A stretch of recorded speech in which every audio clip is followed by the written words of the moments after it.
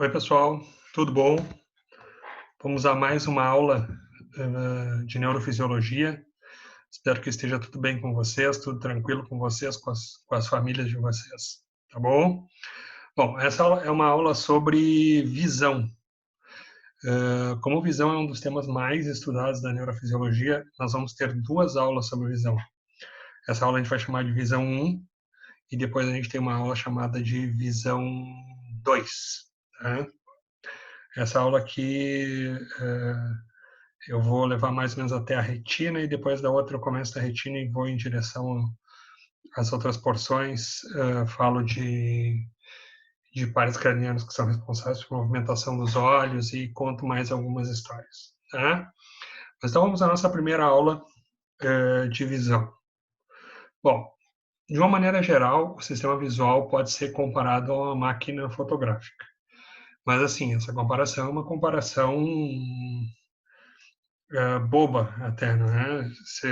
Porque assim, o grau de sofisticação que tem o sistema visual é muito superior a qualquer máquina fotográfica que vocês possam imaginar que já tenha surgido no planeta Terra. Mas de uma maneira geral, a gente pode comparar aquelas máquinas fotográficas antigas, não é? Que a gente tinha o seguinte: o que nós tínhamos? Nós temos a imagem do indivíduo, né? Nós temos a imagem sendo do indivíduo aqui. Não é? Essa imagem ela é projetada até o olho. Aí nós temos o cristalino, que vai fazer o quê? Que vai projetar essa imagem em direção à retina.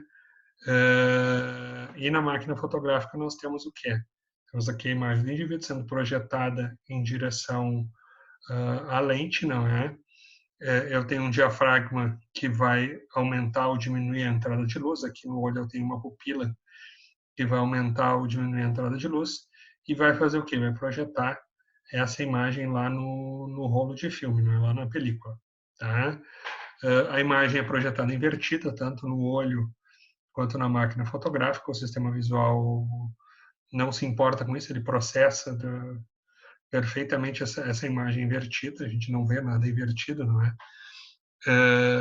Ele faz esse processamento e é muito análogo, tá? Tem uma analogia mecânica, vamos dizer assim, entre essas duas coisas, entre o olho e a máquina fotográfica. Mas essa analogia ela é apenas mecânica. Depois você vê que o processamento do sistema visual é muito diferente, é muito superior a qualquer máquina fotográfica que vocês possam imaginar, tá bom? Bom, uma coisa que é muito importante é o seguinte, é pensar, antes de começar a falar sobre o olho, normalmente a gente começa a dar uma aula sobre fisiologia da visão e começa a falar sobre isso, já sai falando sobre o olho. A gente fala sobre o olho é por que os olhos estão nessa posição, ou seja, por que os olhos são na frente aqui. Digamos assim, mas onde é que os olhos vão ser na nuca? Não. Os olhos, a gente poderia ter, por exemplo, olhos como um cavalo. Se vocês forem ver, olha aqui, ó, olha um cavalo. Um cavalo ele tem o quê? Ele tem uma visão muito mais lateral, tá? E tem uma visão muito menos voltada para frente. Se vocês forem ver aqui, ó, uma boa parte do campo visual de um cavalo ele é monocular de um lado, depois monocular do outro. E aqui sim, aqui é binocular, só essa partezinha aqui que é binocular, tá? Se vocês forem olhar um gato, vocês já vão ver o quê? Já vai ter um sistema visual parecido com o nosso. Uma parte é monocular, outra partezinha aqui é monocular, mas uma boa parte do campo é binocular, tá? Isso implica em muitas coisas, não é? Por exemplo, por que ter olhos mais para o lado na cabeça? Mais para o lado na cabeça significa que isso vai dar uma visão periférica maior. Aqui, ó, um cavalo consegue ter um campo visual maior, por exemplo, que um gato. Um gato não sabe o que está acontecendo por aqui, ó, por esse lado aqui. Tá? E um cavalo já é capaz de saber o que está acontecendo num espaço maior. Tá?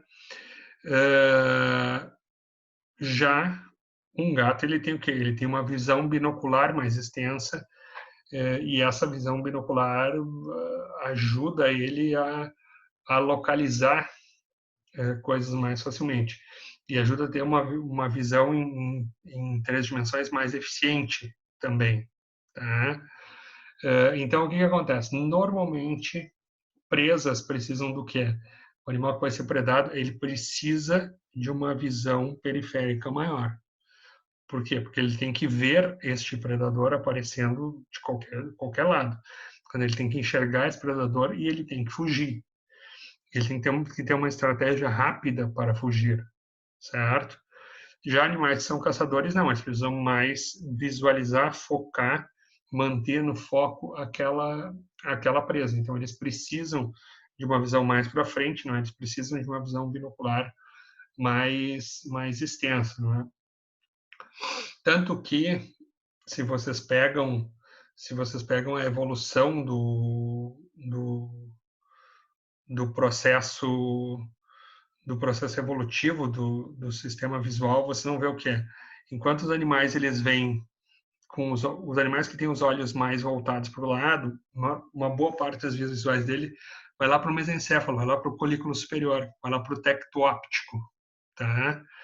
Então, quando chega naquele tecto óptico, é mais fácil de fazer o quê? Eu capto alguma coisa no sistema visual, ativo aquele tecto óptico, ativo a tecto espinal e faço o quê? E me mando. Vou sair dali, entendeu? Vou ter uma reação rápida para sair dali. Enquanto um animal que é predador, ele tem que fazer o quê? As vias visuais não devem ir tanto para o mesencéfalo, as vias visuais devem ir mais para onde? Elas devem ir mais em direção ao quê? Em direção ao córtex. Para quê? Para ele saber o que é que ele está predando, para ele ter uma noção de espaço, para ele ter uma noção de movimentação daquilo, para ter uma noção em 3 dimensões, tá? Então, assim, por esse motivo é que o sistema visual é diferente. Então, o sistema visual de alguém que está sendo predado, de um animal que está sendo predado, de um animal que vai predar, ele tem que ser diferente. Então, a posição dos olhos já começa por aí, tá? Então, o sistema visual já começa assim. A partir daí, a gente já deduz o seguinte: nós temos uma visão binocular muito boa, os nossos olhos são voltados bem para frente, né? Indicando o quê? Indicando a característica de um primata de predador, não é? Então, já é uma característica nossa, tá? Então, assim, essa é a primeira coisa sobre campos visuais, não é? Lógico que isso não se aplica a todos os animais, tá? Mas, assim, de uma maneira em geral, principalmente em mamíferos, isso vai funcionar razoavelmente bem, tá bom? Bom, então aqui a gente tem a estrutura do olho. Vou falar um pouquinho para vocês sobre a estrutura do olho, tá? Na estrutura do olho, nós temos aqui, ó, primeiro externamente a gente vai ter 3 camadas. Nós temos a esclera, tá? Essa camada aqui, ó. Depois nós temos a coroide, que é uma camada de vasos sanguíneos, tá? E depois nós temos a retina, tá? Vamos começar aqui dessa esclera, tá? Essa esclera aqui, ó, eu sigo aqui, ó, venho aqui e ela forma o quê? Essa esclera, ela vai formar o branco do olho, tá? E quando ela chega aqui na porção mais anterior, ela faz o quê? Ela se modifica e fica translúcida. E aí eu tenho o quê? E aí eu tenho a córnea. Essa estrutura aqui, que é a córnea, que é translúcida, e depois o quê? Depois eu volto a ter a esclerótica de novo, tá? Logo abaixo eu tenho o quê? Eu tenho a coroide, que é um conjunto de vasos que vai ser importantíssimo para quê? Para a nutrição da retina, tá? Os vasos da coroide, elas vão ser responsáveis por nutrir a retina, as células da retina, tá? E depois eu tenho a retina, que faz o quê? Que ocupa esses 2/3 posteriores aqui do globo ocular, tá bom? Eu tenho uma conjuntivazinha que fica aqui, ó, logo à frente da córnea, tá? E aí eu posso dividir o olho em uma cavidade anterior e uma cavidade posterior, tá? Essa cavidade anterior tem 2 câmaras. Esta cavidade anterior, ela tem o quê? Ela tem uma câmara anterior, que é esta região aqui, ó, tá? Que vai ficar entre a íris, tá? E a córnea. Isso é a câmara anterior, fica mais anteriormente, tá? A íris é o que vai dar a cor dos nossos olhos, tá? E depois eu tenho uma câmara posterior, que é uma câmarazinha aqui, ó, fica aqui, ó, está sendo mostrada aqui, ó, tá? Uma câmara posterior, que é uma câmara que vai ficar o quê?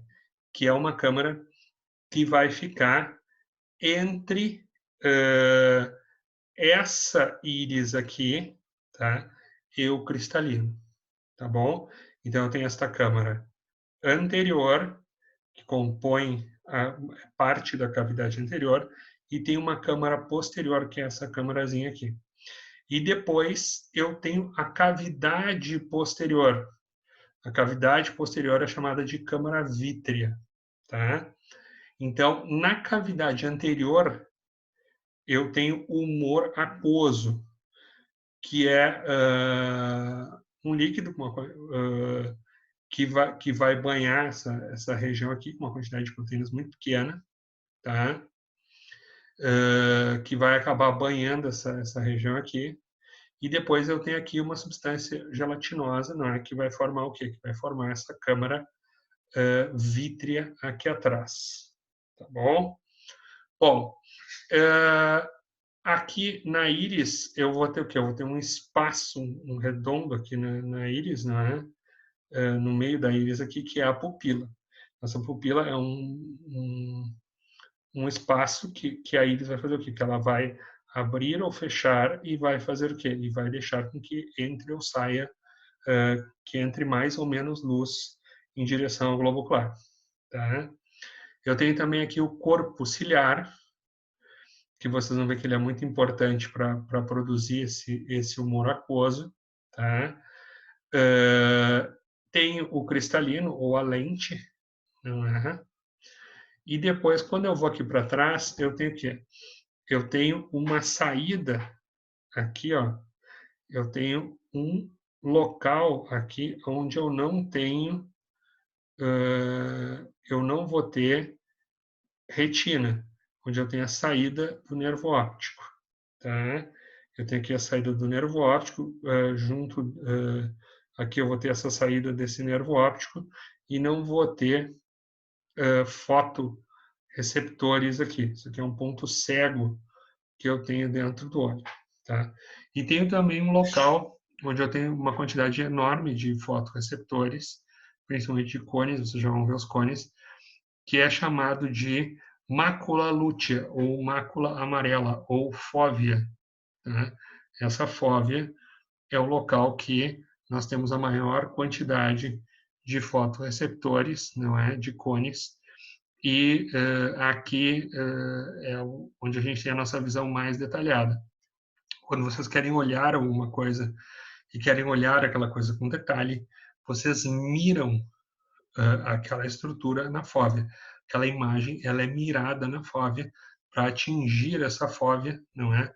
Para que vocês possam visualizar melhor essa estrutura. Tá? Então, isso é uma visão geral desse olho, não é?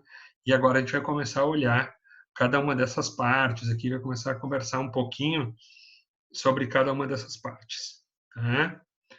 Bom, a primeira pergunta que poderia surgir, voltando aqui, ó, é o seguinte: se eu tenho um local de onde sai o nervo óptico, um local onde eu não tenho fotoreceptores, se eu tenho um local que é um ponto cego, tá? Como é que eu não enxergo um buraco no sistema visual? Como é que eu não tenho um escotoma, né? Bom, primeiro a gente começa respondendo isso da seguinte maneira: nós temos uma boa parte da nossa visão binocular. Então, um olho taparia o buraco que ficaria pelo outro.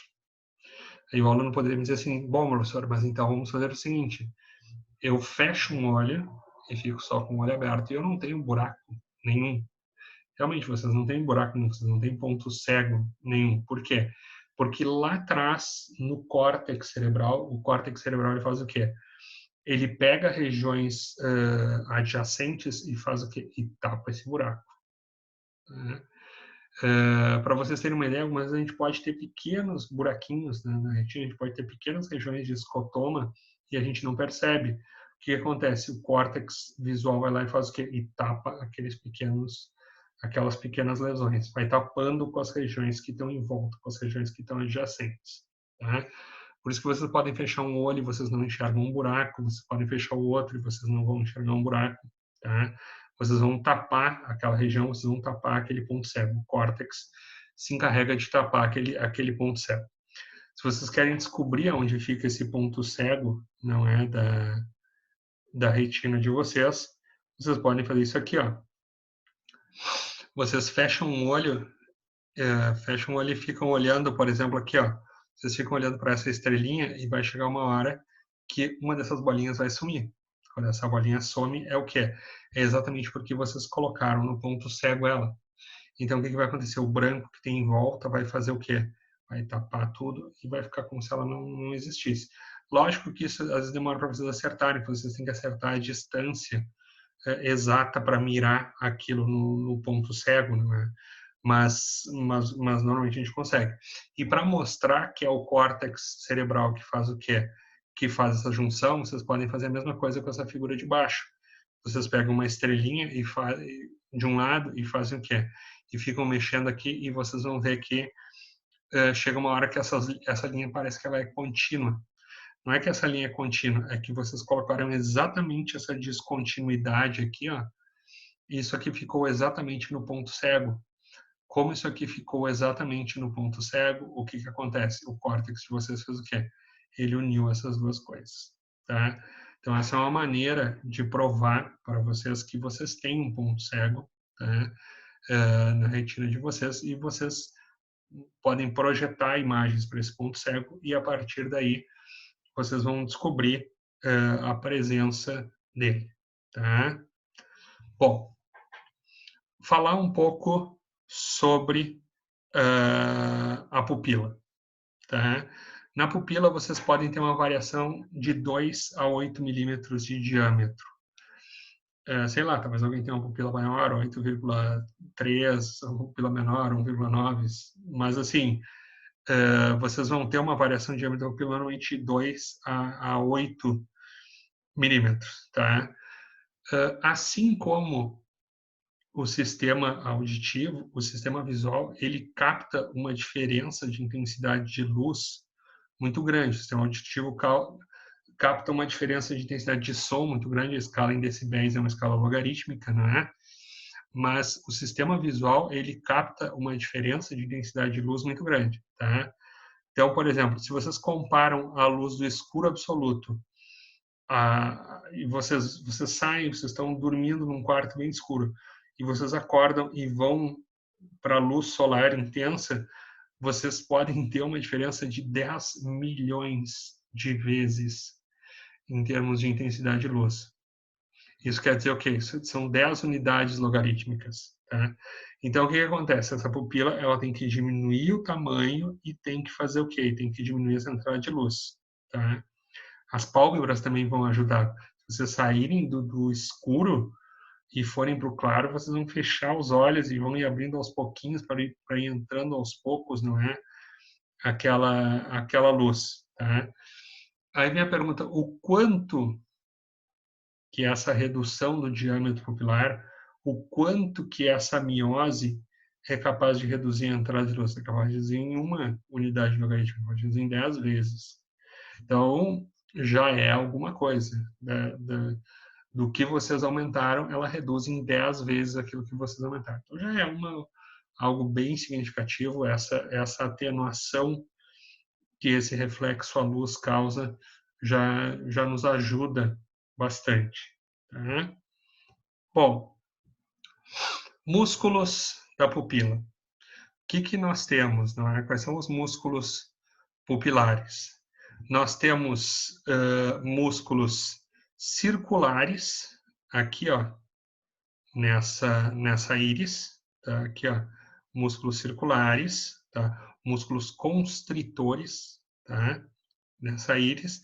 E nós temos o quê? E nós temos músculos radiais, músculos dilatadores nessa íris, tá? Obviamente, se eu tiver a contração dessa musculatura circular, eu vou fazer o quê? eu vou ter a constrição e vou ter o quê? Eu vou ter a diminuição do diâmetro pupilar, eu vou ter a miose. Tá? Se eu tiver a contração desta musculatura radial, tá? Eu tenho uma contração de uma musculatura que é dilatadora da pupila e eu vou ter o quê? E eu vou ter midríase. Bom, como vocês sabem de sistema nervoso autônomo, quando eu estou numa situação de luta ou fuga e eu ativo o meu sistema simpático, eu tenho que ter midríase, eu tenho que aumentar o diâmetro pupilar.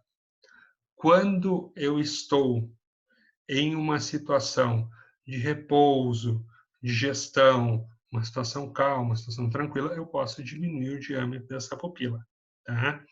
Que é uma situação do parasimpático. Então, o que a gente tem aqui, ó? O parasimpático, na sua inervação pelo terceiro par craniano nervo oculomotor, tá? As fibras vão até o gânglio ciliar e do gânglio ciliar partem fibras que vão em direção às fibras circulares da íris e vão fazer o quê? Vão liberar acetilcolina. Acetilcolina se liga num receptor, que é o receptor muscarínico do tipo M3, e eu vou ter o quê? E eu vou ter miose. Eu vou ter uma diminuição do diâmetro pupilar. Tá? O sistema simpático, a inervação vem da onde? Ela vai vir lá do gânglio cervical superior. Eu tenho uma liberação de noradrenalina. Noradrenalina se liga aos receptores alfa-1, tá? Que eu tenho o quê? Que eu tenho nas fibras radiais da íris. Eu vou causar a contração dessas fibras radiais da íris e vou fazer o quê? Toda essa musculatura lisa, tá? Tem algumas fibras estriadas ali, mas é basicamente musculatura lisa. Então, essas fibras radiais da íris, elas vão fazer o quê? Elas vão se contrair e vão causar essa midríase, certo? Daí, vocês já deduzem o quê? Se vocês quiserem uma droga para fazer o quê? Se vocês quiserem uma droga para fazer midríase, se vocês quiserem aumentar o diâmetro pupilar, quiserem fazer um exame, por exemplo, que vocês precisem aumentar o diâmetro da pupila para fazer um exame, vocês podem fazer o quê? Vocês podem usar um agonista de receptor muscarínico do tipo M3, ou pelo menos que funcione em receptor M3, tá? Perdão, vocês usam um antagonista, um bloqueador de receptor muscarínico do tipo M3, vocês bloqueiam esse receptor aqui, ou podem utilizar um agonista desse alfa-1 semelhante à noradrenalina. Lógico que a adrenalina, por exemplo, que quando vocês estão numa situação de estresse, vocês liberam uma quantidade grande de adrenalina pela medula da suprarrenal, também vai ativar esses receptores alfa-1 aqui, não é? E vai causar essa midríase, tá? Lembrando que adrenalina e noradrenalina se ligam a receptores alfa e a receptores beta. Noradrenalina tem mais afinidade por alfa e a adrenalina tem mais afinidade por beta, mas se eu jogar uma quantidade grande de adrenalina ali, se liga nesse receptor alfa e faz o quê? Também vai fazer essa midríase, tá? Bom, entenderam essa musculatura? Aqui tem uma imagem mostrando, não é? Mostrando essa inervação. Olha aqui, ó. Terceiro par craniano, nervo oculomotor, saindo lá do mesencéfalo, indo até o gânglio ciliar, e aí indo o quê? As fibras indo em direção à musculatura circular, não é? Dessa íris. Tem algumas fibras que vão em direção à musculatura radial, mas é principalmente em direção à musculatura circular, tá? E aqui a inervação do simpático, partindo da primeira e da segunda torácica, né? Acaba chegando no gânglio cervical superior, a pré-ganglionar chega no gânglio cervical superior, e aí as fibras fazem o quê? Que elas partem e vão em direção ao quê? Vão em direção a essas fibras radiais, tá?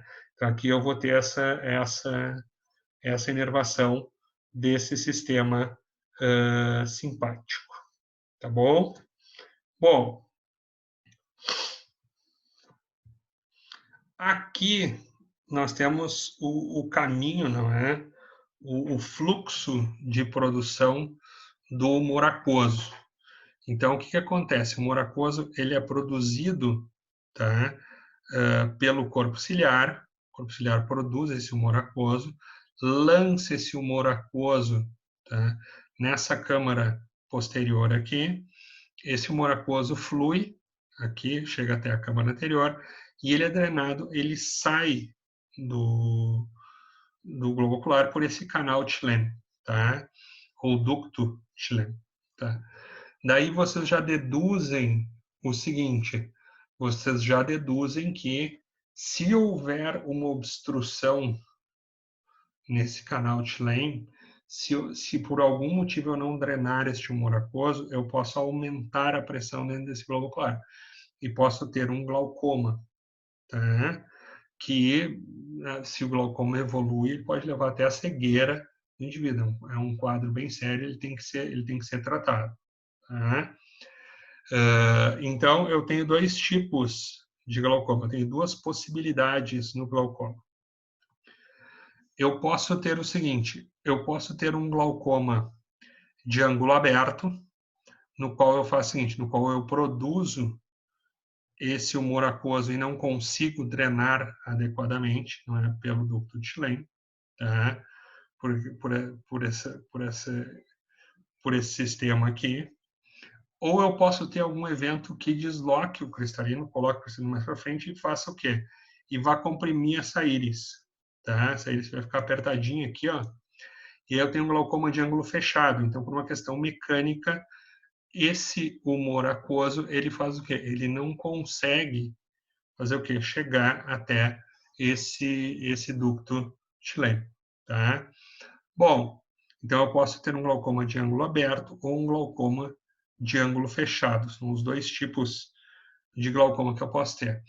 Pode ser feito um tratamento farmacológico.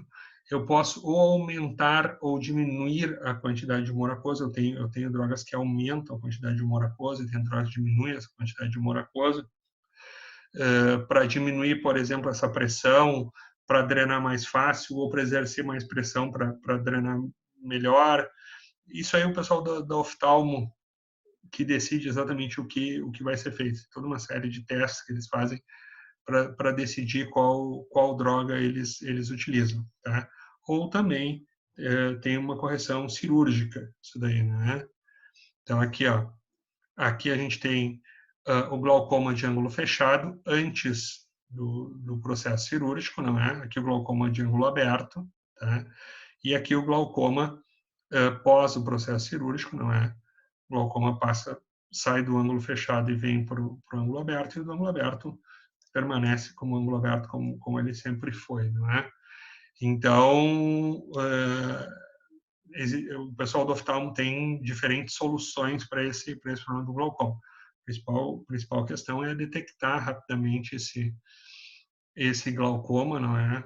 Detectar esse aumento de pressão no globo ocular e tratar esse aumento de pressão, tá bom? Bom, aqui nós temos o disco óptico, tá? E aqui a região da fóvea, não é? Da mácula lútea, tá?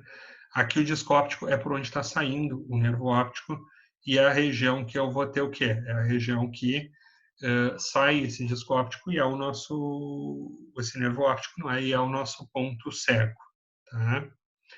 Aqui nós temos um primata com glaucoma e esse mesmo disco óptico, tá? Então aqui nesse lado a gente tem uma imagem do fundo de olho de um normal, de um primata, tá? E aqui nós temos uma imagem de fundo de olho de um primata com glaucoma. Então, o que a gente pode observar aqui, tá? Primeiro, a gente pode observar que fica muito mais pálido, tá?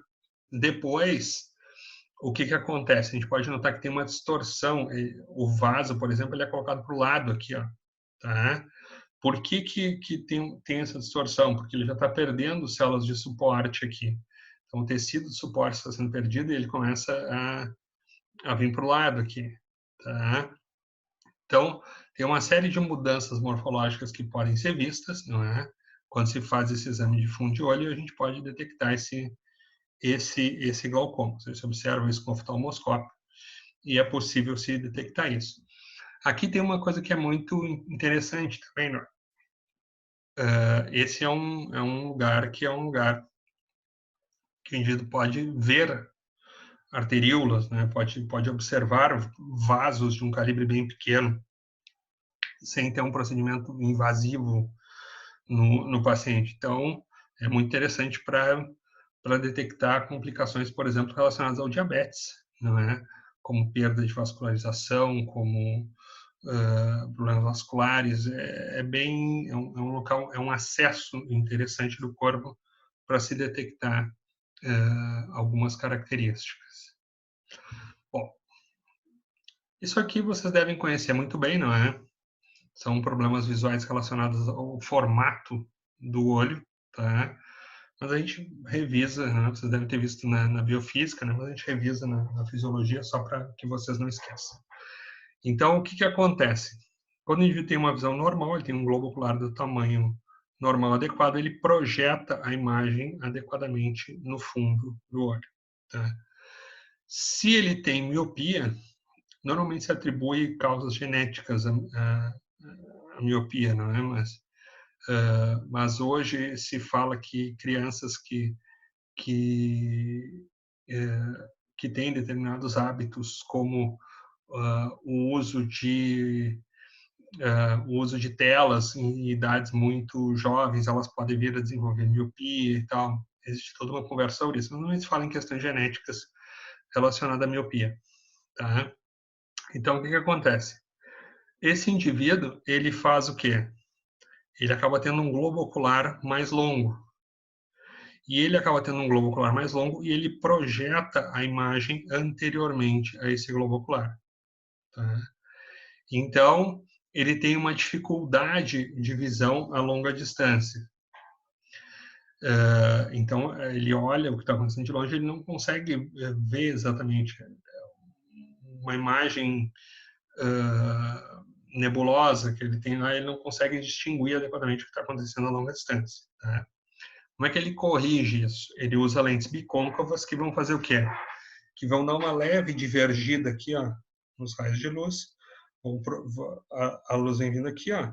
Eu tenho uma leve divergência nesses raios de luz, vai se projetar na córnea já em uma outra posição, não é?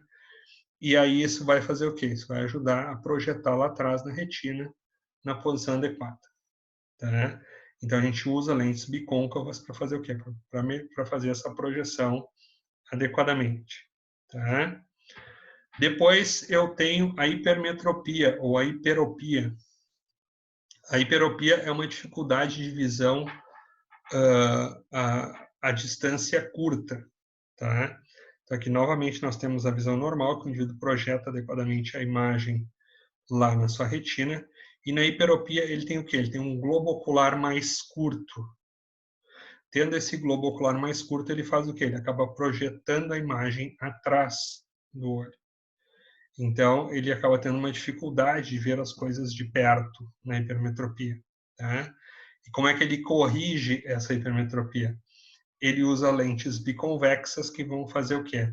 Que vão convergir um pouquinho aqui, ó, os raios de luz e vão fazer o quê? Vão ajudar esse cristalino a projetar adequadamente a imagem lá na retina. Tá? Então, esse é o meio de corrigir essa hipermetropia. Tem também o astigmatismo, no qual o indivíduo vai ter uma irregularidade na córnea, vai ter uma irregularidade no cristalino, vai ter uma irregularidade no sistema de projeção e ele projeta a imagem tortinha aqui em direção à retina. Então, ele vai usar lentes que vão fazer o quê? Que vão corrigir aquele defeito dele e vão fazer o quê? E vão projetar adequadamente na retina. Tá? Aqui nós temos o sistema, não é? Mostrando o sistema de como o cristalino se adapta. Tá? Como é que ocorre a adaptação do cristalino, como é que a lente do cristalino vai ficar mais arredondada ou vai ficar mais achatada, não é? Como é que isso vai acontecer? Então, o que nós temos aqui? Ó? Nós temos uma musculatura que é o músculo ciliar. Tá? Nós temos ligamentos que vão se ligar a esse cristalino. Então, o que eu tenho? Eu tenho o cristalino, ligamentos e essa musculatura ciliar. Se esse músculo ciliar está relaxado, tá? Quando ele está relaxado, ele faz o quê? Não imaginem isso como um músculo estriado esquelético, não façam isso, tá? Então, olha aqui, se eu relaxo o músculo, vai acontecer o quê? Esses ligamentos aqui, ó, que estão ligados ao cristalino, eles estão tensionados. E aí eles fazem o quê? Eles puxam esse cristalino e a lente faz o quê? E a lente vai ficar mais achatada, mais aplanada, tá? Então, aqui eu vou aplanar mais a lente. Se eu contraio a musculatura ciliar, o que vai acontecer? Eu relaxo esses ligamentos, não é? Eu vou relaxar esses ligamentos e a lente vai ficar mais arredondada. Então, sempre que eu quero colocar uma imagem no foco, eu faço o quê? Eu contraio ou relaxo essa musculatura ciliar para fazer o quê? Para poder colocar aquela estrutura no foco, para poder tornar o meu cristalino ou mais arredondado ou mais achatado para projetar isso adequadamente na retina. Provavelmente um dos músculos mais utilizados do corpo, tá? É essa musculatura ciliar. Porque constantemente, cada vez que eu estou olhando alguma coisa, cada vez que a gente olha alguma coisa, a gente vai movimentar essa musculatura ciliar para relaxar ou para arredondar ou para planar esse cristalino. Tá bom? Bom, só que acontece o seguinte, né? Essa acomodação ela é feita por quê? Pelo músculo ciliar e pelo cristalino, tá? E por aquelas fibras. Então, eu tenho o seguinte, eu tenho o ponto que eu consigo chegar mais próximo e dar esse ponto como um ponto nítido, tá? Isso é o ponto próximo de visão. A gente chama isso de ponto próximo de visão. É o ponto que eu consigo me aproximar mais e ainda consigo ter uma nitidez, tá? Eu até estava olhando agora com óculos, eu falei, mas que bom que está o meu ponto próximo. Não, eu tô de óculos, né? Se eu tirar o óculos, já era. Já não estou enxergando direito nada, tá? Coloco o óculos melhor, tá? Quando a gente tem em torno de 10 anos de idade, esse ponto próximo é 9 centímetros. Por isso que crianças, tá? Elas fazem o quê? Uma criança, quando vai ler, ela faz o seguinte, ela pega o que ela está lendo e ela coloca bem próximo do rosto dela, tá? Porque ela consegue acomodar muito proximamente. Tá? Quando a gente vai envelhecendo, vai acontecendo o quê? Começa a haver uma rigidez desse cristalino. À medida que a gente envelhece, começa a haver uma rigidez. Eu não consigo mais acomodar adequadamente. Por isso que quando um velhinho vai ler, ele faz o quê? Ele está sem óculos, ele faz assim, ó. Ele olha de longe para poder ver. Por quê? Ele está olhando de longe para ele poder conseguir fazer um foco, tá? E aí chega um momento que não dá. A gente sempre diz que o limite da visão é o limite do tamanho do braço. Não dá, uma hora tu não consegue mais ficar lendo a uma determinada distância. Então, uma boa parte dos indivíduos, quando chega em torno dos seus 45 anos, ele faz o que? Isso já começa a dificultar a leitura, ele começa a ter dor de cabeça, ele começa a utilizar muito a musculatura dos olhos, tá? E aí ele é obrigado a colocar um óculos, tá? Um óculos com lentes, o quê? Com lentes convexas, não é?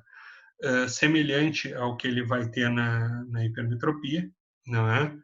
Para fazer o quê? Para poder focalizar adequadamente esse estímulo lá na retina, não é?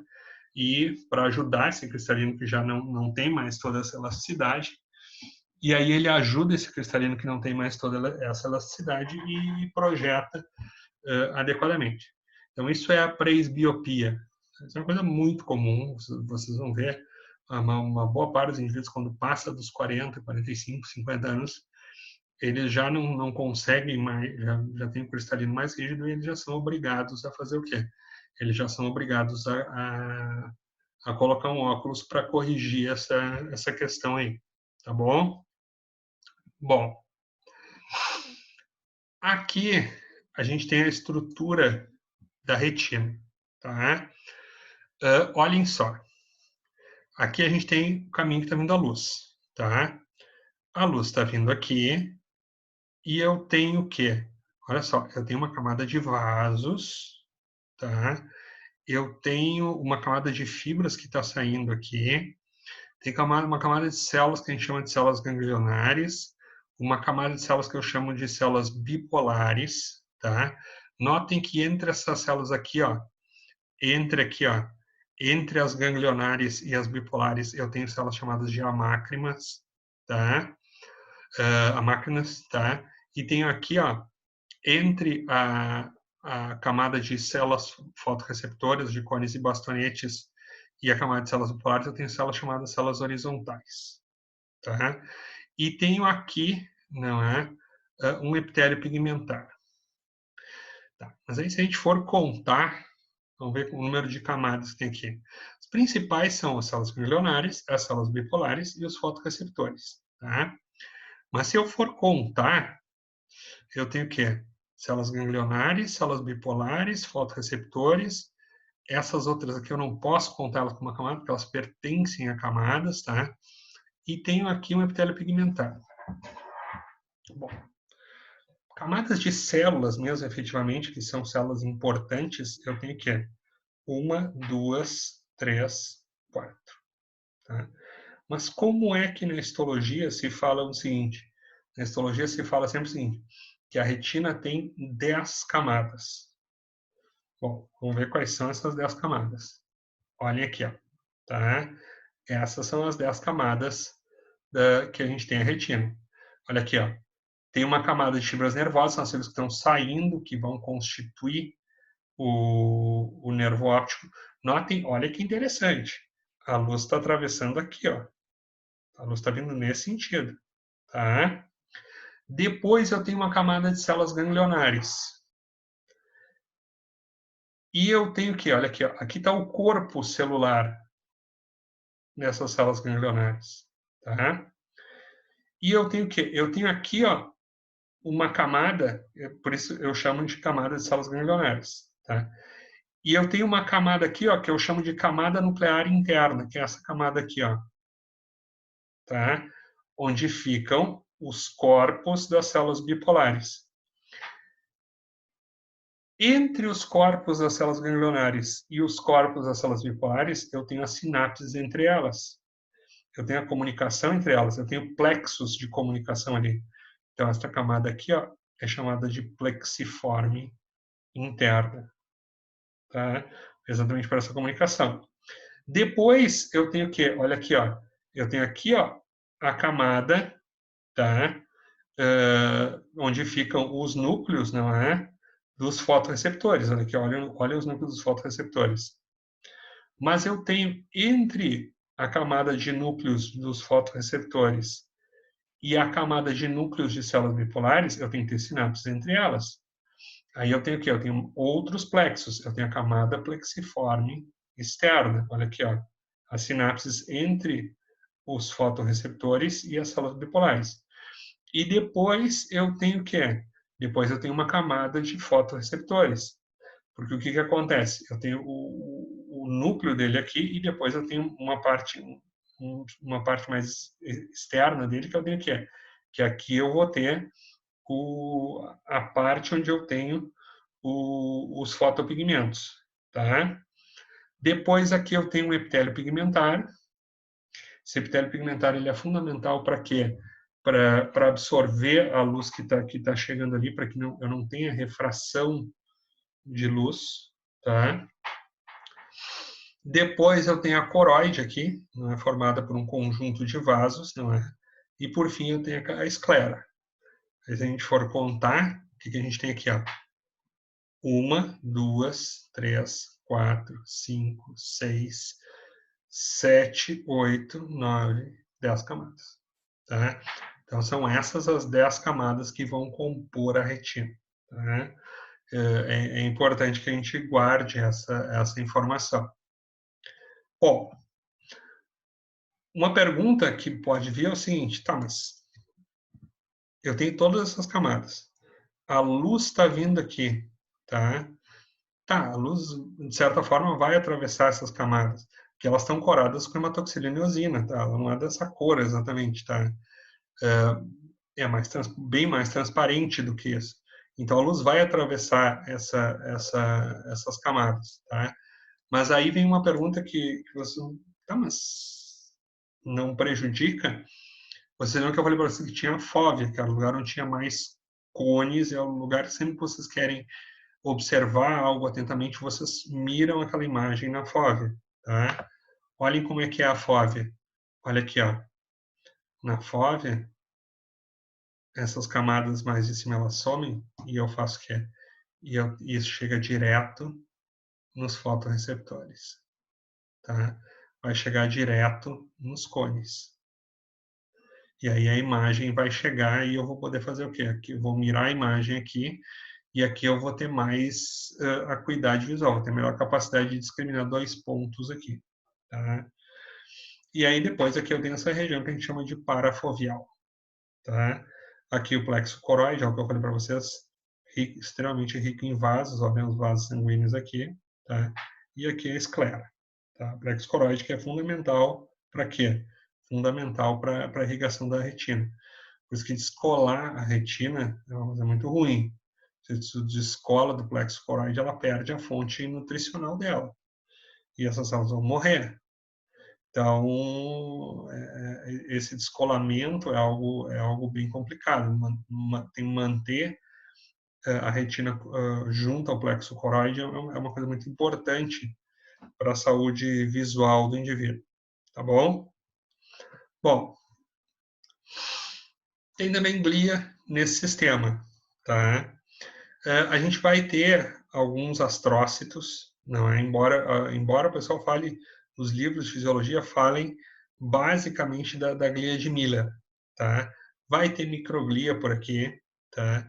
Mas a principal glia que tem é realmente a glia de Miller, que é uma glia que faz o quê? Essa glia de Miller, que está aqui representada, é uma glia que atravessa todas essas camadas, não é? E passando por todas essas camadas, o prolongamento dela passa por todas essas camadas, ela é importantíssima na nutrição dessas células. Aqui a gente tem uma figurinha mostrando o quê? Mostrando o que essa glia de Miller faz. Olha aqui, ó. Aqui nós temos uma comunicação entre células, não é? Num daqueles plexos que eu falei para vocês. E aqui a gente tem a glia de Miller. O que a glia de Miller está fazendo? Ela envolve o vaso, tá? Da mesma maneira que o astrócito faz, ela faz o quê? Ela captura a glicose, ela produz ATP e fornece ATP para esses neurônios. Então, para essas células ganglionares ou bipolares, não é? Ela faz o quê? Ela, junto com o astrócito, ela faz o quê? O astrócito faz exatamente o papel dele, captura a glicose, leva até lactato, esse lactato passa para a célula de Miller, e a célula de Miller passa para essa célula ganglionar, por exemplo, tá? Ela também faz o quê? Ela também recapta os excessos de glutamato e fornece glutamina para esses neurônios. Então, é uma função muito parecida com a função dos astrócitos no sistema nervoso central.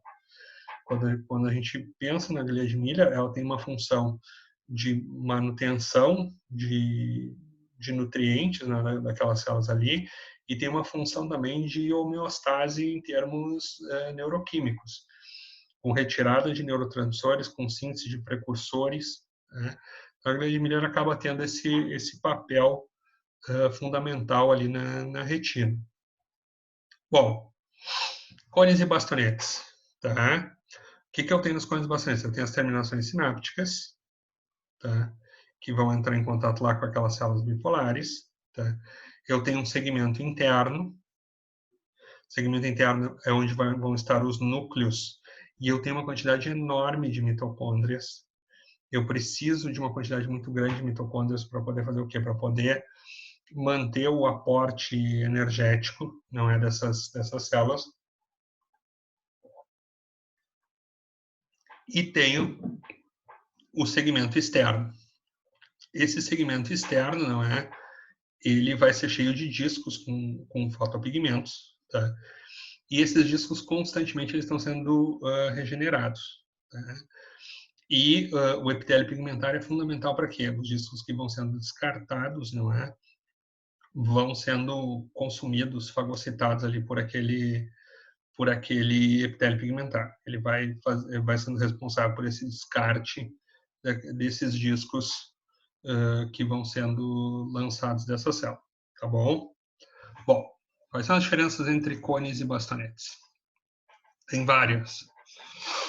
Vamos conversar sobre essas diferenças, tá? Bastonetes extrafoveais, eles ficam fora da fóvea. Tá? Na fóvea, praticamente, a gente não vai ter bastonetes. Os cones, eles ficam predominantemente na fóvea, mas se vocês forem nas regiões extrafoveais, tem cones, tá? Eu vou ter cones nas regiões extrafoveais, mas assim, o grande acúmulo de cones acontece na região da fóvea, tá? Os bastonetes, eles têm uma menor sensibilidade à luz. Perdão, eles têm uma maior sensibilidade à luz, e os cones têm uma menor sensibilidade à luz. Por que os bastonetes têm menor sensibilidade à luz, maior sensibilidade à luz, e os cones menor sensibilidade à luz? Ou seja, se eu tiver um fóton, o que acontece? O sistema de bastonetes vai detectar, mas o sistema de cones já não é tão bom para isso. Ele não vai conseguir fazer isso, provavelmente, tá? Por quê? Porque assim, ó, tem uma questão, eu vou voltar num slide aqui, ó, para a gente entender. Olha aqui, ó. Isso aqui é um bastonete, tá? Eu tenho aqui, tenho 6 bastonetes, tá? E eles estão ligados a 2 células bipolares e uma célula ganglionar. Então, o que acontece? A luz vem aqui, ó, vem nessa direção. Se ela bater nesse bastonete aqui, tá? Se ela bater em um desses 6 bastonetes, tá? Vai acontecer o quê? Se ela bater em um desses 6 bastonetes, alguma reação essa célula ganglionar vai ter, alguma detecção vai acontecer. Então, quer dizer, esse um fóton, ele não precisa bater em todos os bastonetes. Se ele bater em um, ele faz o quê? Ele já acaba desencadeando esse processo.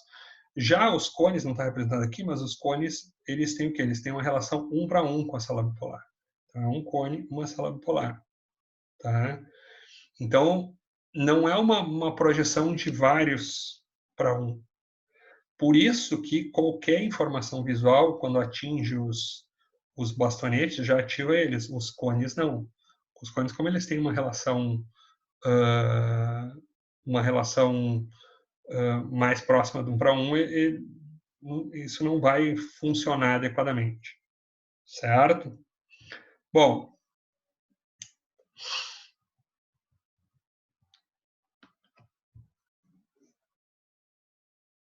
os bastonetes, eles são uma visão do escuro. Como eles respondem melhor a uma intensidade menor de luz, eles servem para visão no escuro. Tá?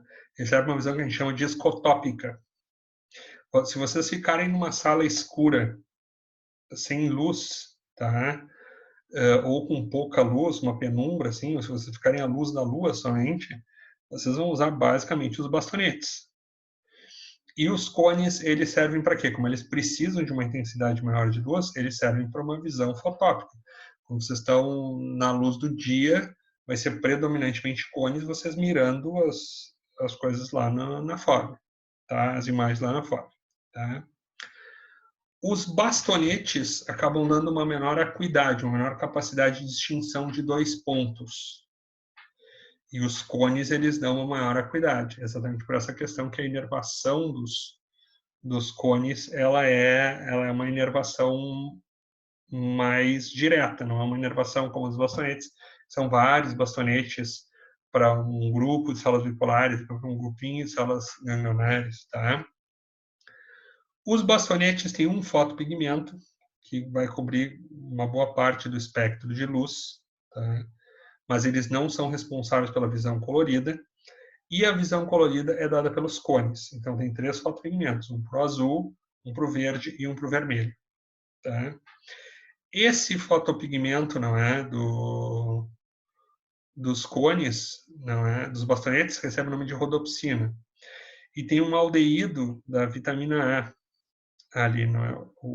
E esse aldeído da vitamina A é muito interessante, porque assim, ó, se o indivíduo faz uma deficiência de vitamina A, isso atrapalha a visão, e começa atrapalhando a visão com a visão no escuro, né? Com a visão com menos luz. Os cones têm 3 fotopigmentos, né? E tem um sistema que a gente chama de RGB, né? Que é o red, o green e o blue, não é? Nós temos por cada olho em torno de 120 milhões de bastonetes e 6 milhões de cones. Tá? Bom, aí já surge o seguinte. Se eu tenho 120 milhões de bastonetes e 6 milhões de cones, mas as fibras do segundo par do nervo óptico saem 1 milhão e 200 mil fibras nervosas de cada olho, aproximadamente, não é? Significa o quê? Que eu tenho muito mais cones e muito mais bastonetes porque o que está saindo das células ganglionares. Tá? Então, isso significa que eu tenho um sistema de convergência ali. O que é esse sistema de convergência? Significa que eu tenho várias fibras fotoreceptoras que estão convergindo para uma célula ganglionar. Tá? Então, o sistema visual, quando ele vai da retina até formar o segundo par, até formar o nervo óptico, ele é convergente. Então, o que eu tenho aqui? Ó? Eu tenho fibras que vão estar convergindo em direção àquela célula ganglionar. Tá? Porém, o sistema visual, quando ele sai do... Isso aqui não é da retina. Opa. Peraí. Vamos corrigir isso aqui. Tá? Quando ele sai do segundo par, tá? Quando ele sai do segundo par e ele vai em direção ao núcleo geniculado lateral, ele passa a ser divergente. Ele faz o quê? Quando ele chega no núcleo geniculado lateral, ele vai se espalhar para várias regiões, vai tomar conta de várias regiões. E a partir dali, ele se torna divergente. Tá? Então, a informação que vai pelo segundo par, até chegar no segundo par, é convergente. Depois, dali para frente, abre. Dali para frente, é divergente. Por isso eu frisei tanto que era importante saber o que era uma via convergente, o que era uma via divergente. Isso é muito semelhante ao que a gente vê no sistema motor, que eu tinha dito para vocês. O sistema motor, nós temos o modo neurônio alfa e as diferentes estações motoras convergem para o modo neurônio alfa. No sistema sensitivo, eu tenho o quê? Eu tenho um neurônio sensitivo e aí eu faço o quê? Isso se projeta, por exemplo, ao longo da medula, do tronco, do córtex e diverge. Tá? O princípio é basicamente o mesmo. Então, da retina até o segundo par é convergente e depois do segundo par até outras áreas visuais ele é divergente, certo? Bom, isso explica muitas coisas, tá? Essas coisas que eu expliquei para vocês agora explicam muitas coisas do dia a dia. Vocês estão de noite, tá? Num lugar escuro e vocês estão procurando uma estrela e vocês acharam uma estrela que é super legal. E aí vocês acharam a estrela e vocês vão fazer assim, aí vocês vão olhar para ela mesmo. Vocês vão colocar ela na fóvea, tá? E ela some. Por que ela some? Ela some pelo seguinte, ela some porque vocês colocaram ela na fóvea, mas a fóvea não responde muito bem a uma intensidade fraca de luz. Se aquela estrela não tiver uma intensidade muito forte de luz, não é? Se aquele planeta, né, normalmente, né, porque a gente fala em estrela, estrela é uma coisa, planeta é outra, tá? Mas se aquele planeta não tiver uma intensidade muito forte de luz, ou refletir uma intensidade muito forte de luz, enfim, não vamos a essa parte da astronomia, tá? Mas se a luz que está vindo lá daquele astro, vamos dizer assim, não for muito forte e vocês colocarem ela na fóvea, a imagem some. Por quê? Porque a fóvea não é capaz de detectar aquela intensidade baixa de luz. E aí vocês fazem o quê? Vocês procuram de novo, vocês acham de novo. Mas vocês estão achando numa região parafoveal. Vocês estão achando uma região que tem bastonetes. Aí quando vocês colocam na fóvea de novo, some de novo a imagem daquele planeta. Tá? Isso é uma coisa bem interessante para a gente entender sobre sobre colocação de imagens no sistema visual, tá?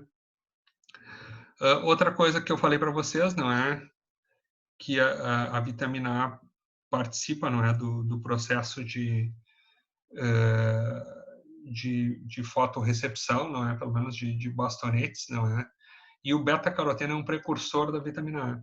Beta-caroteno a gente vai encontrar em vários alimentos, né? Fígado tem e tal, mas bife de fígado, mas beta-caroteno se encontra muito em cenoura, vegetais que têm uma cor laranja, não é? E por isso que vem a história, aquela de que os coelhos enxergam bem e comer cenoura. Pelo menos era uma história que me contava quando eu era criança, né? Que comer cenoura melhorava a visão e tal, não é? Tanto que se vocês tiverem uma deficiência de vitamina A, vocês têm uma deficiência de visão no escuro, que é a nictalopia. E também a deficiência de vitamina A vai diminuir o processo de hidratação da córnea e vai gerar uma xeroftalmia, né? Vai gerar uma secura na córnea. Então, podendo levar a uma lesão do olho mais severa. Tá? Bem difícil fazer uma deficiência de vitamina A, mas é uma coisa que pode acontecer. Bom, aqui nós temos as respostas, não é, da retina, tá? As respostas que a gente vai ter dos diferentes pigmentos, não é? Diferentes fotopigmentos. Então, aqui a gente tem o espectro que a rodopsina, que os bastonetes captam, tá? Aqui nós temos o espectro que responde os fotopigmentos azuis dos cones, aqui os fotopigmentos verdes dos cones e aqui os fotopigmentos vermelhos dos cones. Então a gente consegue ver esses diferentes espectros de resposta desses fotopigmentos, tá? Bom, aqui tem uma imagem mais para recapitular tudo aquilo que a gente tinha visto, não é? Que os cones percebem a luz, principalmente a visão noturna, não percebem cores. Os bastonetes percebem a luz, principalmente a visão noturna sem cores. E os cones vão perceber as cores, não é? Então, aqui, o epitélio pigmentado, não é? Que vai absorver a luz extra e vai evitar a reflexão dessa luz. A gente não tem nenhuma distorção dentro do processo visual. Aquilo que eu tinha dito para vocês, que os discos mais velhos, não é? Das extremidades dos fotorreceptores, eles são fagocitados por essas células epiteliais pigmentadas, e isso vai ajudar, faz parte do processo de regeneração desses discos. Essa célula vai produzir novos discos, não é? Então a gente tem o segmento externo, que é onde eu tenho os pigmentos visuais e aonde a luz efetivamente bate e quando essa luz bater ali, eu vou ter a transdução do sinal, não é? Aqui a sinapse dessas células, olha o que eu tinha dito para vocês, olha aqui, ó. Olhem o cone projetando 1 para 1. Olha os bastonetes projetando 2 bastonetes para uma célula bipolar, aqui como um exemplo, não é? Então, os cones acabam tendo o quê? Acabam sendo muito mais específicos, não é? Do que os bastonetes, tá? E aqui, uma membrana plasmática, não é? Dessas células, não é? Mostrando o quê? Mostrando o pigmento, não é? Mostrando a molécula de rodopsina, que tem mopsina e tem um retinal, não é? Que vai ser derivado lá daquela vitamina A, tá bom? Bom, aqui tem uma coisa bastante utilizada, não é? Que é a tabela de Snellen, não é? Que é uma tabela que se usa para ver a acuidade visual, para ver o quanto a gente está enxergando bem ou não, não é? E aqui, essa tabela, ela tem 20 e 200, tá? Tudo sempre vai ter 20 aqui, não é? Nessa parte da equação, não é? E significa o quê? Se tu está vendo aqui, ó, essa letra E, isso significa que tu consegue ver, lógico que aí o pessoal do oftalmo vai colocar uma determinada distância, não é? De acordo com o tamanho do cartão, tem toda uma técnica lá, tá? Mas o que significa? Isso significa que tu consegue ver uma distância de 20, isso é um parâmetro, um número arbitrário 20, não é? Algo que uma pessoa normal vê a 200. Então, se tu já não conseguir ver essa daqui, significa que tá bem ruim a tua visão. A visão tá bem abaixo do que é o normal, ou seja, tu não consegue ver em 20, uma distância de 20, uma pessoa normal vê uma distância de 100. O ideal é que tu tenha pelo menos 20 para 20, ou seja, que tu consiga enxergar uma distância 20, o que uma pessoa normal vê uma distância de 20. Se tu conseguir enxergar aqui abaixo, significa o quê? Que tu está enxergando, tu vai ter 20, 15, por exemplo. Vai dizer que isso significa que tu vai estar observando a 20 metros, não é 20 metros, tá? Mas tu vai estar a uma distância de 20, algo que uma outra pessoa só consegue observar em 15. Então, quanto mais para baixo tu consegue ler aqui, melhor é a tua acuidade visual, né? Melhor é a tua capacidade de percepção do estímulo visual, certo? Bom, aquela mácula lútea, não é? Aquela fóvea, ela pode degenerar. Então, existe o que a gente chama de degeneração macular relacionada à idade, tá? Ou Age-Related Macular Degeneration. Essa degeneração da mácula, ela vai atingir cerca de 30% dos indivíduos acima de 75 anos. E vai, assim, depois de 50 anos é uma causa muito comum, se não a mais comum, de alguma perda visual nos indivíduos. Então, vai haver uma degeneração dessa mácula. Maior incidência vai ser em mulheres, não é? Em indivíduos de origem caucasiana. Tá? E essa degeneração macular, existem dois tipos. Existe uma úmida, que é causada por quê? Tem vasos que são extremamente friáveis, vasos que se rompem facilmente e o indivíduo perde a irrigação dessa mácula, não é? Então, eu tenho um extravasamento de sangue ali, tem um extravasamento de líquido, são micro lesões que vão acontecendo, e tem uma degeneração macular que é chamada de seca, que eu não tenho esse problema vascular, esse problema vascular não acontece, mas aqueles cones que estão ali, eles vão degenerando, tá? Então, isso é uma coisa bem comum, um problema visual bastante comum de se encontrar. Bom, como é que acontece a foto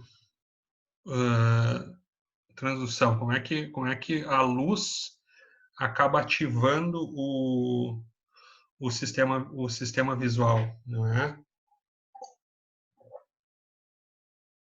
Na realidade, a luz inibe os fotorreceptores. E aí os fotorreceptores, quando eles são inibidos, eles não excitam. Isso é um resumo do resumo, tá? Aí os fotorreceptores fazem o quê? Eles não excitam as células bipolares, tá? Se eles não excitam as células bipolares, eles não liberam glutamato nas células bipolares, as células bipolares, muitas delas têm um caráter inibitório, e aí elas fazem o quê?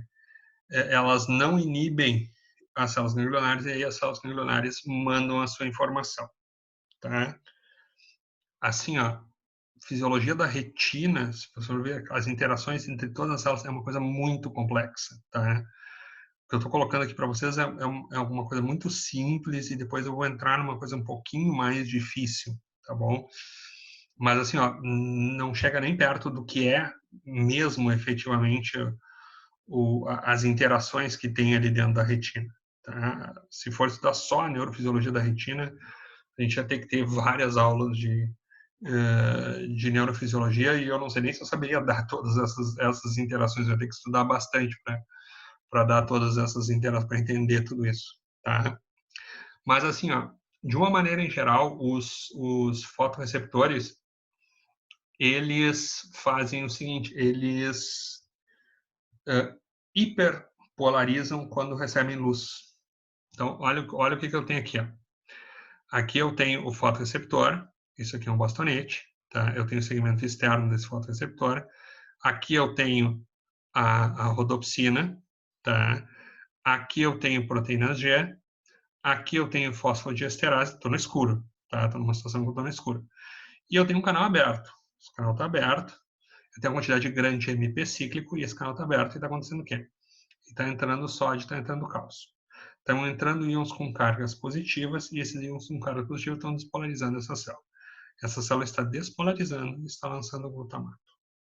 Ponto. Tá? No escuro. Quando a luz atinge esse fotoreceptor, o que vai acontecer? Eu vou ativar todo esse complexo de proteínas G aqui e vou fazer o quê? E vou ativar a fosfodiesterase 6. Tá? A fosfodiesterase 6, ela faz o quê? Ela pega esse GMP cíclico aqui, ó, e transforma para GMP. Então, eu vou diminuir a quantidade de GMP cíclico. Se eu diminuo a quantidade de GMP cíclico, eu faço o quê? Esse canal se fecha. E quando esse canal se fecha, eu hiperpolarizo essa célula. Então, quando eu tenho luz, o fotoreceptor responde como? Responde hiperpolarizando. Tá? Esse é um mecanismo que é a resposta, vamos dizer, em termos de transição de sinal, que o fotoreceptor vai dar quando ele recebe luz. Tá? Que tem coisas muito interessantes da farmacologia, não é?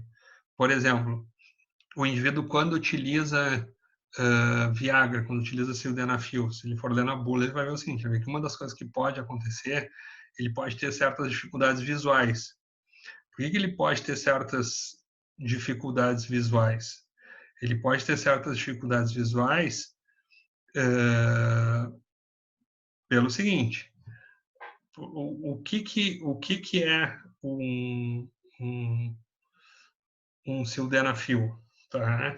O que é um Viagra da vida? Ele é assim, ó.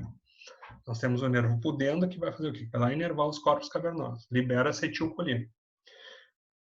Parasimpático, ereção peniana parasimpático. Libera acetilcolina. A acetilcolina vai fazer o quê? Vai se ligar naquele receptor muscarínico e vai promover, não é um influxo de cálcio para dentro daquela célula. Tá? Aí vai promover um influxo de cálcio dentro daquela célula. Quando promover esse influxo de cálcio para dentro dessa célula, vai acontecer o quê? Vai ativar todas as enzimas que são cálcio-calmodulina dependentes, tá? Lá no endotélio do vaso. Tá?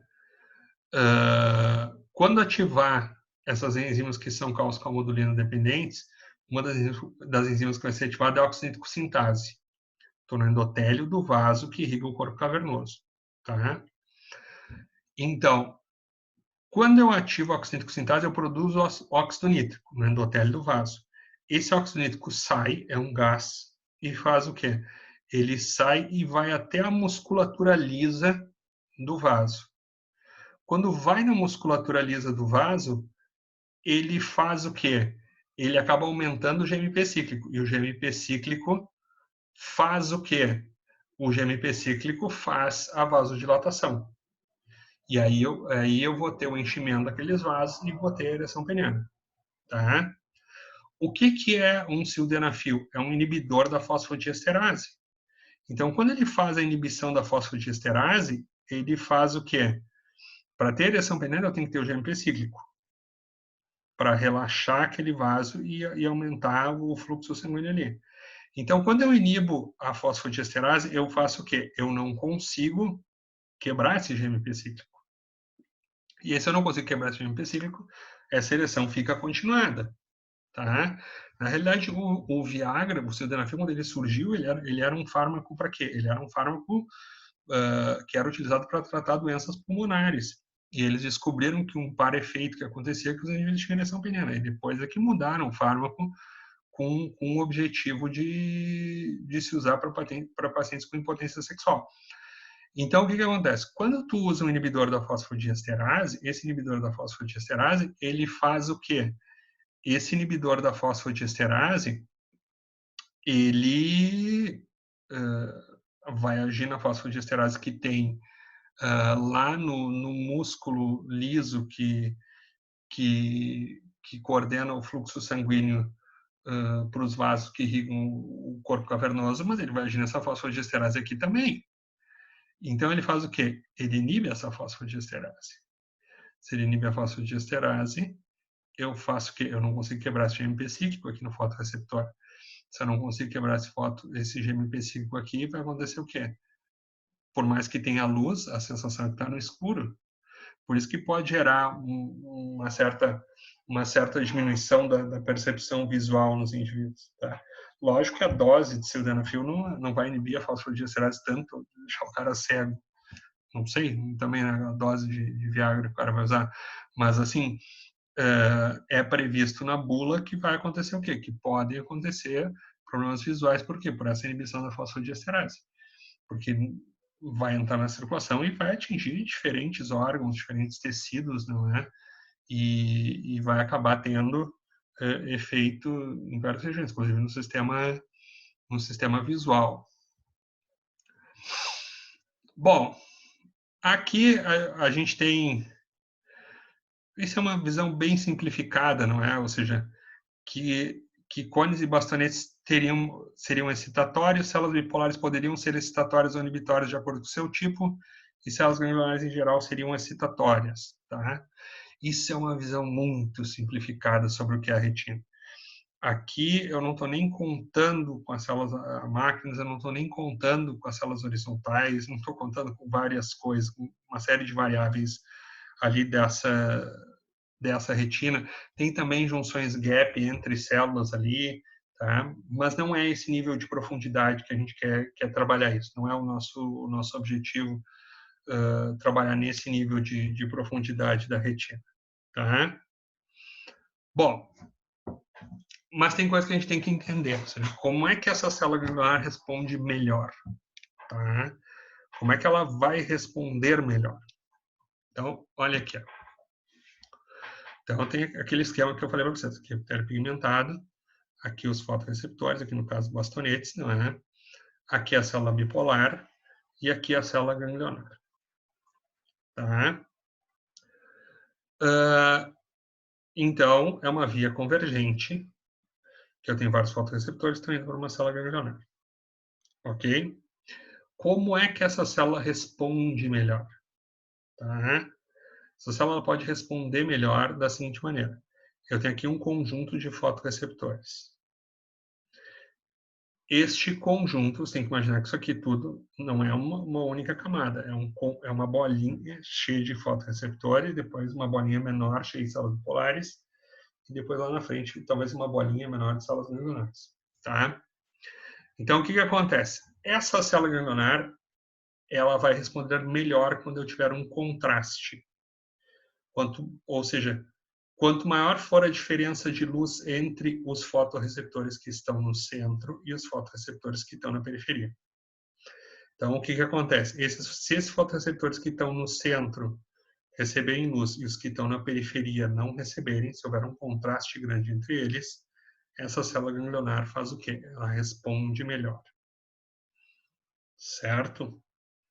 Nem toda célula ganglionar responde assim, tá? Isso a gente chama de centro-on, tá? A célula ganglionar pode responder assim. Olha só, aqui é a mesma coisa. Aqui o campo visual, tá? O campo visual da retina, tá? Aquele conjunto de fotorreceptores, tá? O campo visual, ele pode ser exatamente igual àquele anterior que eu tinha falado para vocês, centro-on, tá? Se for, tá? Se for um campo centro-on, periferia off, tá? Eu tenho células que estão no centro, tenho fotorreceptores que estão no centro e tenho fotorreceptores que estão na periferia, tá? Se for centro-on, periferia off, e a luz bater no centro, o que vai acontecer?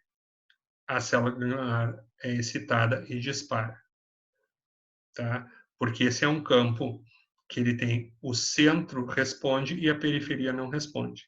Então a luz bate no centro, não bate luz na periferia, essa célula ganglionar responde, tá? Se for um campo que ele for centro off, periferia on, ou seja, o centro não tem que receber luz e a periferia tem que receber, tá? o que vai acontecer? A luz vai bater no centro, mas a luz bate no centro, mas o centro teria que ser off, o centro não teria que receber luz, teria que ter luz na periferia. Então vai acontecer o quê? Isso vai inibir a célula ganglionar. Se ele for um centro, tá? Aqui, de novo. Se a luz bater na periferia e não bater no centro desse campo visual, tá? E ele é um centro-on, tá? Ou seja, a luz tem que bater no centro e a luz bateu na periferia, a célula ganglionar vai ser inibida lá no final das contas. Se ele for um centro off e periferia on, vai acontecer o quê? A luz bateu na periferia, a célula ganglionar vai ser excitada. Se a luz bater do mesmo jeito, tanto no centro quanto na periferia, a célula ganglionar vai responder fracamente, qualquer que seja o modelo de campo dela. Tá? O que isso quer dizer? Isso quer dizer que eu tenho grupamentos de células que respondem assim, ó, que respondem predominantemente, grupamento de fotorreceptores e células ganglionares que respondem predominantemente se a luz bater no meio. Eu tenho grupamento de células ganglionares e fotorreceptores que respondem predominantemente se a luz bater na periferia. Tá? Isso são chamados centro-on e centro-off. Tá? Ou também chamado de centro-on, periferia off, e esse aqui, centro-off, periferia on. Tá? Então, é assim que vai haver esse primeiro processamento aqui, né? Isso, assim, ó, não é que o sistema visual tem vários processamentos, tá? Mas é o primeiro modo como ele responde, tá? Isso ajuda muito a detectar contrastes de luz, tá? Então, essas diferenças de contraste é muito importante esse sistema de tu ter uma diferença de intensidade no centro para a periferia, tá bom? Bom, uma coisa que se achava durante muito tempo era que cães enxergavam somente preto e branco, não é? Se achava que os cães não tinham uma fóvea com fotorreceptores, não é? Isso não é verdade. Hoje a gente sabe que os cães têm uma fóvea e essa fóvea tem fotorreceptores. Os cães enxergam colorido, mas não enxergam tão colorido opa, não enxergam tão colorido como a gente, não é? Os cães só têm dois tipos de cone, o azul e o verde. Então eles vão enxergar branco, preto, azul, amarelo, mas eles não enxergam o vermelho. Eles enxergam do mesmo jeito que enxerga um indivíduo daltônico. Então olha aqui, olha o espectro, como é que enxerga o daltônico. Olha o vermelho aqui, ó, vai aparecer como um diferente tom aqui de amarelo, não é? Ele não vai ter o verde também, não é? Não vai conseguir detectar esses espectros aqui, ó, vai perder aqui esse finalzinho aqui, ó, essa banda, esse roxinho também. Então, é assim que um cachorro enxerga, mas ele enxerga colorido. Por outro lado, se acredita que algumas aves enxerguem mais do que a gente, elas enxergam um espectro de cores maiores do que a gente. Por quê? Porque, por exemplo, a codorna japonesa ela tem 4 tipos de cone. Então, talvez ela tenha uma percepção do visual melhor do que a nossa. Tá? Pessoal, essa é a nossa primeira aula sobre o sistema visual. Eu espero que vocês tenham gostado. Daqui a pouco eu já posto a próxima aula de sistema visual para a gente terminar esse assunto, que é um assunto bem legal da neurofisiologia. Lógico que para saber mais, tem que ler, não é? Eu vou deixar o capítulo do Guianon para vocês no Moodle à disposição. E acho que por hoje era isso. Muito obrigado pela presença de vocês. Espero que estejam todos bem. E foi um prazer ter estado aqui. Vamos ver como é que. Vamos ver como é que eu. Aqui. Perfeito. Um grande abraço, pessoal, e até a nossa próxima aula.